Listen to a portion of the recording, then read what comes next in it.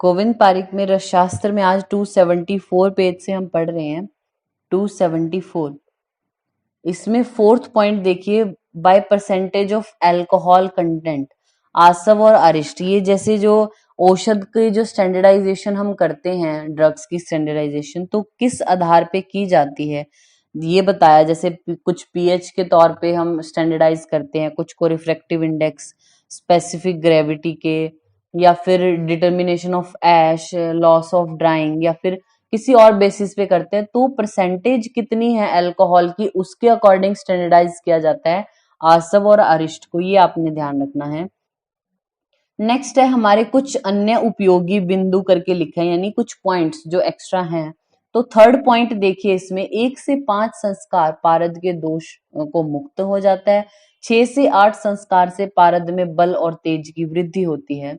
संस्कारात पारद की मात्रा आप अंडरलाइन कर सकते हैं 2000 पल से आधा पल तक।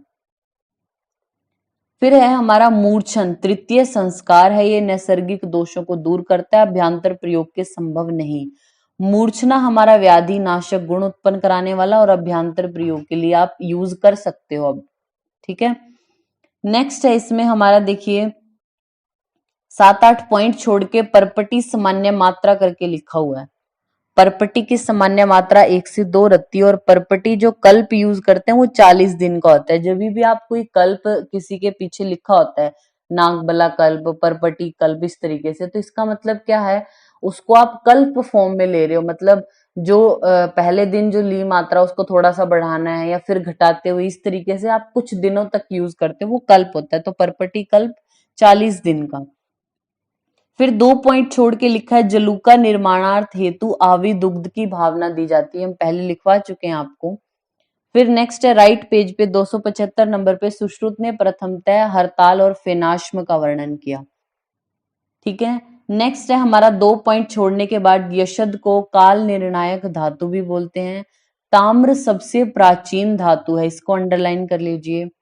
फिर हमारे 3 पॉइंट छोड़ के लिखा हुआ है 3-4 पॉइंट, रस रतन समुच्चय ने जमीन में एक हस्त नीचे, मतलब एक राजहस्त नीचे अभ्रक ग्रहण करने का निर्देश दिया। कृष्ण वज्र अभ्रक सर्वश्रेष्ठ माना है। स्वर्ण सेवन में अपथ्य है बिल्व फल, जब आप किसी को स्वर्ण का सेवन करा रहे हो इंटरनली, तो तब बिल्व फल अपथ्य है। अशुद्ध लोह सेवन से अष्ट महागध की उत्पत्ति। अमृतीकरण से गुण की वृद्धि होती है मगर वर्ण की हानि होती है, कलर जाता है लेकिन गुण बढ़ते हैं। फिर देखिए अब 2 वो छोड़ के हाईलाइट करना, भूनाग सत्वपातन व मयूर पिच्छ सत्वपातन से ताम्र की उत्पत्ति। भूनाग है जो, आपको क्वेश्चन आएगा कि जैसे भूनाग सत्वपातन है या मयूर पिच्छ सत्वपातन आप करते हो, तो आपको कौन सी धातु की प्राप्ति होती है, लोहो, ताम्र या और भी कुछ पूछेंगे, तो ताम्र धातु की आपको उत्पत्ति होती है, प्राप्ति होती है।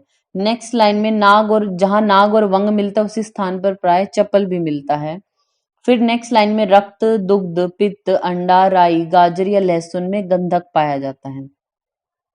जो उष्ट्रमल है, उष्ट्र मूत्र, मानव मूत्र, करीर, पीलू वृक्ष की राख से चुल्ली का लवण मीन्स नवसादर को हम बोलते हैं, वो मिलता है। फिर है हमारा 4 पॉइंट छोड़ने के बाद नागार्जुन मयूरी विद्या जो वो उसके ज्ञाता थे। जैसे तैर कर जाते होते ना पत्ते पे बैठ के, आपने सुना भी होगा या कुछ याद होगा रस शास्त्र में, जब ऐसे कुछ हिस्टोरिकल बैकग्राउंड उसका पढ़ते हैं, तो वहां पे पढ़ा था नागार्जुन मयूरी विद्या के ज्ञाता थे। फिर 2 लाइनें छोड़ के, निश्चंद्र होना अभ्रक भस्म का प्रधान लक्षण है, ये पूछा हुआ था इस बार क्वेश्चन।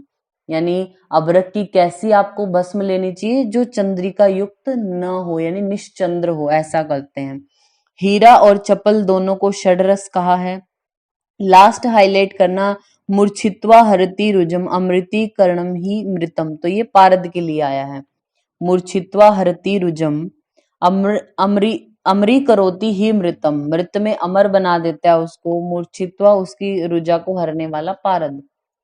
नेक्स्ट 276 पे बोला, रस का ध्यान मात्र ये ब्रह्म हत्या के पाप से मुक्तदायक है। अगर जो दर्शन देखते हैं तो 100 अश्वमेघ यज्ञ के फल जो मिलता है, सहस्त्र स्वर्ण देने के बराबर फल मिलता है। पंचविध पारद पूजा को हाईलाइट करना, महापातक नाशिनी, महापातक नाशिनी पंचविध पारद पूजा।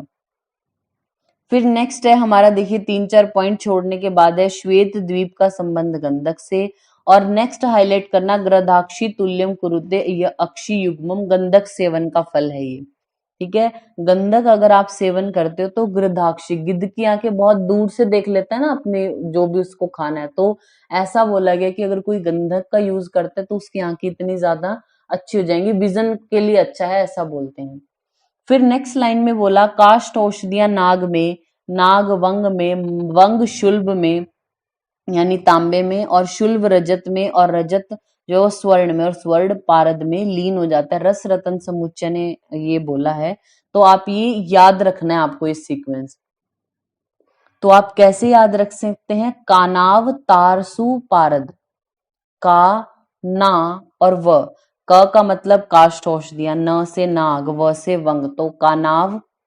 तार, तार का मतलब है त से तांबा और र से रजत, तो वंग तार में मतलब तांबे में, सॉरी तांबा मतलब शुल्भ भी इसको बोलते हैं। दूसरा नाम भी जरूर याद हो इसको आपको, क्योंकि जब आपको सीक्वेंस पूछेंगे इनका तो जरूरी नहीं है, जैसे अभी अब ट्रिक में अगर आप याद कर लो कि तांबा है और तांबा आपने याद कर लिया, वहां पे शुल्भ लिख के आया तो आप कंफ्यूज हो जाएंगे। तो याद रखना है, काष्ठ औषधियां नाग, नाग वंग में, वंग हमारा तांबा यानी शुल्भ में, शुल्भ हमारा रजत में, या तार भी एक तरीके से बोलते हैं, रजत, रजत स्वर्ण में, और स्वर्ण पारद में लीन हो जाता है।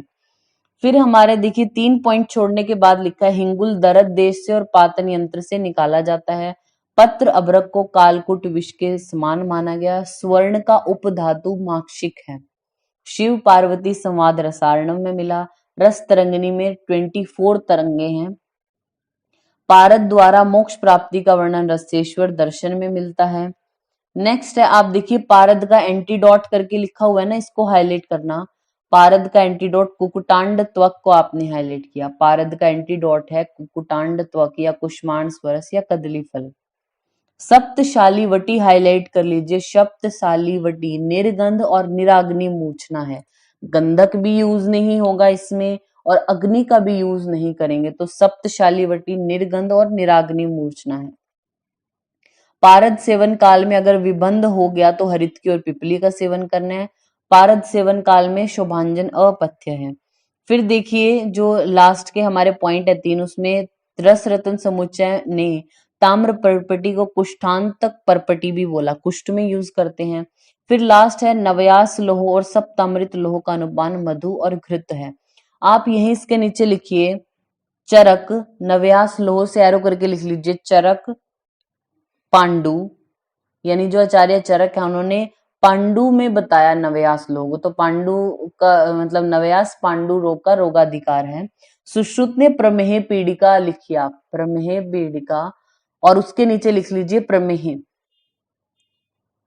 चरक बोलते हैं नवयास लोह को पांडु में, और सुश्रुत ने प्रमेह पीड़िका और प्रमेह में भी बताया। अगर आपको सिंगल चूज करना हो तो प्रमेह पीड़िका मोर करेक्ट है, प्रमेह पीड़िका। नेक्स्ट है हमारा 277 पेज नंबर पे, यहाँ पे लिखा सेकंड पॉइंट है अभ्रक सत्व है लोहो, सस्यक का सत्व होता है ताम्र। फिर हमारा है 5th पॉइंट माक्षिक सेवन में अपथ्य है कुलथ और कपोत मास। इससे नेक्स्ट देखिए रस शास्त्र में परिभाषा प्रकरण का वर्णन आचार्य सोमदेव के द्वारा किया गया, और ये हाईलाइट कर लीजिए स्वर्ण सेवल काल में केवल एक ही अपथ्य बताया गया, वो भी बिल्व फल, अभी पीछे भी पढ़ा है हमने। 2 पॉइंट छोड़ने के बाद हाईलाइट करना त्रिविध लोहोपाक रसेंद्र सार संग्रह निर्दिष्ट किया। नेक्स्ट है हमारा 3 पॉइंट छोड़ने के बाद लिखा हुआ है ताम्र, नाग और वंग ये भस्में उष्ण होती हैं, शेष सभी भस्में शीतवीर है। पीतल के पत्तों में खट्टे पदार्थ रखना निषेध है, और हाईलाइट करना कांस्य पात्र में घृत रखने का निषेध किया गया है। उसके बाद पॉइंट है हमारा तृणकांत और संगे मूषा वानस्पति और मुक्ता व प्रवाल प्राणीज रत्न है, शेष खनिज रत्न बोले। अब देखिए हमारा लास्ट पॉइंट है इसी में, तृणकांत अश्मीभूत फॉसिल रेजिन है, कपड़े पर रगड़ने से नींबू की सी गंध इसमें से आती है। नेक्स्ट पेज पे ये 278, इसमें 3rd पॉइंट है हमारा भारत में सर्वाधिक ताम्र राजस्थान में मिलता है। रसायन वर्तमान समय में उपलब्ध राजशास्त्र का प्राचीनतम ग्रंथ है। फिर इसके बाद हमारा 3 पॉइंट छोड़ने के बाद लिखा है अवामी भस्म परीक्षण करते हैं, हाईलाइट कर लीजिए। अवामी भस्म परीक्षण किए जाता है किसका? स्वर्ण मार्कशीट और ताम्र भस्म हेतु, हाईलाइट कर लीजिए। ये जो परीक्षा बोली कि किसमें करते हैं, तो स्वर्ण मार्कशीट और ताम्र भस्म की परीक्षा जब आपने करनी हो तो वो अवामी होनी चाहिए, वमन ना कराए पेशेंट को। अमृतीकरण करते हैं हम ताम्र का और अभ्रक का। रत्न की जातियां 3 होती हैं, देखिए लिखा है रत्न की 3 जातियां, एक तो खनिज, प्राणिज और वानस्पतिक। फिर नेक्स्ट है यहाँ पे कठोरता का क्रम लिखा हुआ है, यानी हार्डनेस सबसे ज्यादा जो डायमंड होता है, हीरा है, उसकी होती है। फिर उससे माणिक्य और नीलम, फिर पन्ना, चंद्रकांत और लाजावर्त। फिर है देखिए इससे नीचे वाले पॉइंट में लास्ट वर्ड है केवल गोमेद उष्ण वीर्य होता है। जो भी हम रत्न पढ़ते हैं वो सारे मोस्टली मधुर हैं, कषाय रस वाले, शीत है, लेकिन उनमें गोमेद केवल उष्ण वीर्य है। फिर है रत्न का मारण करके लिखा हुआ है वज्र के अतिरिक्त अन्य रत्नों का मारण मनयशिला, गंधक, हरताल से 8 फुट देने पर हो जाता है। इसके बाद हमारा लिखा गया है यहाँ पे जो हीरे है उसके 3 भेद होते हैं ना हीरे के, नर, नारी और नपुंसक। तो नर हीरे के लिए अष्ट अस्त्रम च अष्ट फलकम षट कोणो अति भासुरम। नारी हीरा चिपिटकारम और वर्तुल, और नपुंसक वर्तुल कुंठम कोणाग्र गुरु। फिर नेक्स्ट है हमारा, इसमें देखिए आप कुछ इंपॉर्टेंट है, मतलब कौन से जो राइटर है उन्होंने किस चीज को स्पेसिफिकली बताया रस शास्त्र में। तो खेचरी गुट्टिका गौरक्ष संहिता में, काकबंध्या जल कर्म रोग, शीतवात या रक्तवात रसरत्न समुच्चय में है। फिर देखिए आप त्रिविध पाक रसेंद्र सार संग्रह में धातु ज्वाला वर्णन, हाईलाइट कर लीजिए, धातु ज्वाला वर्णन रसायनों में। राइट पेज पे है हमारा अर्क कल्पना का प्रथम वर्णन सौढ़ल निघंटु में, पंचभद्र गण का शारंगधर संहिता में, पोटली कल्पना करके लिखा, सर्वप्रथम पोटली कल्पना रसेंद्र सार संग्रह है। नेक्स्ट हाईलाइट करना सर्वप्रथम स्नेह मूर्छन भेषज रत्नावली, स्नेह मूर्छन भेषज रत्नावली आरोग्य वर्धनी का वर्णन रस रतन समुच्चय में मिलता है।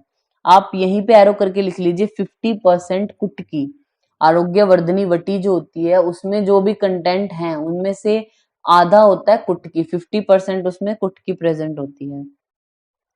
फिर है हमारा यहाँ पे सीव नंबर बोला गया है, जैसे छलनी जो होती है ना जिससे हम छानते हैं, आपने देखा होगा, तो वो क्या है कोर्स पाउडर अगर है तो उसके लिए 10 नंबर वाली, मॉडरेटली कोर्स में 22। तो ये कोर्स पाउडर वाली आप हाईलाइट कर लीजिए, for coarse powder 10 number sieve is used. Moderately coarse है तो 22, मॉडरेटली फाइन है तो 44, फाइन पाउडर है तो 85, वेरी फाइन के लिए हाईलाइट कर लीजिए 120 नंबर वाली। जितना पाउडर फाइन होता जाएगा उतना सीव का नंबर बढ़ रहा है, तो 120 वेरी फाइन के लिए, और कोर्स है तो 10 नंबर। आप यहाँ जो ये 279 पे ये स्पेस बचा हुआ है यहाँ पे लिखिए, थोड़ा है इसमें ज्यादा, आप लिखिए मूर्छना भेद, मूर्छना भेद, उससे 2 एरो कर दीजिए, सगंध मूर्छना और निर्गंध मूर्छना। 2 एरो करके आपने लिखा सगंध और निर्गंध। फिर सगंध के भी 2 एरो निकाल दीजिए और निर्गंध के भी 2। सगंध में लिखिए स अग्नि और निराग्नि, और निर्गंध में भी स अग्नि और निराग्नि। मतलब क्या है, सगंध और निर्गंध का मतलब गंधक है या नहीं है, तो सगंध और निर्गंध। अब गंधक है तो आप अग्नि का यूज करोगे या नहीं करोगे, तो स अग्नि और निराग्नि। और इसी तरह निर्गंध में भी स अग्नि और निराग्नि। आप पहले मूर्छना के जो सगंध है उसमें स अग्नि में लिखिए, स अग्नि में रस सिंदूर, एग्जाम्पल है जो आपको याद करने हैं कुछ, रस सिंदूर, रस परपटी, मकर ध्वज, मल सिंदूर, समीर पन्नग रस, ताल सिंदूर। सगंध में स अग्नि बोल रहे हैं, एक बार रिपीट करते हैं, रस सिंदूर, रस परपटी, मकर ध्वज, मल सिंदूर, समीर पन्नग रस और ताल सिंदूर। सगंध की निराग्नि में लिखिए कज्जली, इंपॉर्टेंट है, सगंध, गंधक तो यूज करते हैं कजली में, पारद और गंधक, लेकिन उसमें अग्नि नहीं, सिर्फ खरल में डाल के ऐसे मिक्स करते रहते हैं। तो निराग्नि में सगंध और निराग्नि में कजली इंपॉर्टेंट है, आपने लिखा कजली, एक ही एग्जाम्पल। फिर निर्गंध मूर्छना जो है हमारी, निर्गंध में स अग्नि में आप लिखिए, गंधक नहीं है पर अग्नि यूज हो रही है, तो उसमें रस कर्पूर और रस पुष्प याद रखना, रस कर्पूर और रस पुष्प। नेक्स्ट है हमारी निर्गंध और निराग्नि में मुग्ध रस और सप्तशाली वटी, दो दो एग्जाम्पल लिखवाए हमने आपको निर्गंध में। तो स अग्नि में एग्जाम्पल थे रस कर्पूर और रस पुष्प, निरग्नि में लिखिए मुग्ध रस और सप्तशाली वटी, मुग्ध रस और सप्तशाली वटी। वहां पे आप लिखिए पारद मूर्छित रस औषधियां, पारद मूर्छित जो रस औषधियां हैं वो 4 तरीके की होती हैं, 4 एरो निकाल लीजिए। पहली है खरलीय रसायन, दूसरा है परपटी रसायन, तीसरा है कूपी पक्व, और चौथा होता है पोटली रसायन। खरलीय रसायन का मतलब क्या है, जब आप पारद का यूज कर रहे हो और खरल का यूज करते हो जब आप, ठीक है, उसको मतलब खरल आपने देखा होगा, उसमें ऐसे डाल के औषधियां, फिर उनको जो वो आपने क्या करना है, मर्दन करते रहना है उसका, तो वो खरलीय रसायन में काउंट होता है। परपटी में क्या होता है, वो पत्र का यूज हम करते हैं, उनको बिल्कुल लिक्विफाई करके ऊपर से पत्ते ऐसे कर देते हैं, तो वो परपटी रसायन। कूपी पक्व में क्या होता है, हम बॉटल जो होती है, बॉटल में द्रव्य अपने डाल के फिर बालू का यंत्र में रख के ऐसे बनाते हैं, वो कूपी पक्व में होगा। और फिर चौथा होता है पोटली। खरलीय रसायन के नीचे एग्जाम्पल लिखिए कज्जली, त्रिभुवन कीर्ति रस और आरोग्यवर्धनी रस, त्रिभुवन कीर्ति रस, आरोग्यवर्धनी रस और कज्जली आपने लिखा खरलीय रसायन में आता है हमारा। परपटी रसायन में आता है हमारा रस परपटी, स्वर्ण परपटी या ताम्र परपटी। परपटी तो जो भी परपटियां हैं वो परपटी रसायन में आएंगी। नेक्स्ट है हमारा कूपी पक्व रसायन, कूपी पक्व रसायन, कूपी पक्व में लिखिए रस सिंदूर, मकर ध्वज और रस कर्पूर, रस सिंदूर, रस कर्पूर और मकर ध्वज। पोटली रसायन में आप लिखिए रस गर्भ पोटली और हेम गर्भ पोटली, रस गर्भ पोटली और हेम गर्भ पोटली।